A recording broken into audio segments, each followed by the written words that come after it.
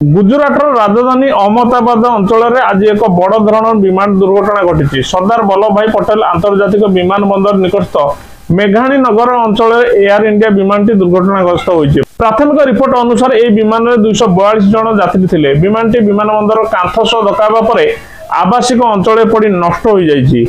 अहमदाबाद विमानबंदर देखा मिली एभली एक बड़ दुर्घटना। एयर इंडिया एक विमान जली जाइथिबार जଣା पड़छि, जेउथिरे 200 रु अधिक यात्री थिबा कुआ जाउछि। टेक ऑफ समय बड़ धरण दुर्घटना घटी, फल निआरे आकाश धुआंमय हो उठिछि। घटनास्थल में वर्तमान उद्धार कार्य जारी रही। विमान लंडन जाउथिला। तेबे दुर्घटना केते कोन क्षयक्षति होइछि ता एपर्यंत स्पष्ट होई नै। इंजिन रे वैषयिक त्रुटि कारण एते बड़ दुर्घटना होइतिबार कुआ जाउछि।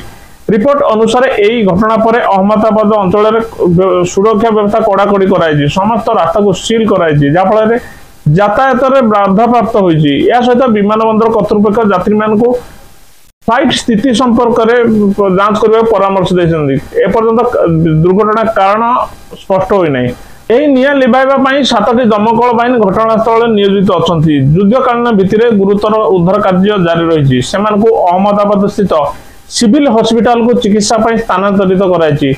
उद्धार कार्य बीएसएफ जवान मान नियोजित कराई। सेपटे गृहमंत्री अमित शाह गुजरात मुख्यमंत्री ए संपर्क में कथा होती। नुआ नुआ वीडियो देखा आम चैनल को लाइक शेयर सब्सक्राइब करूँ।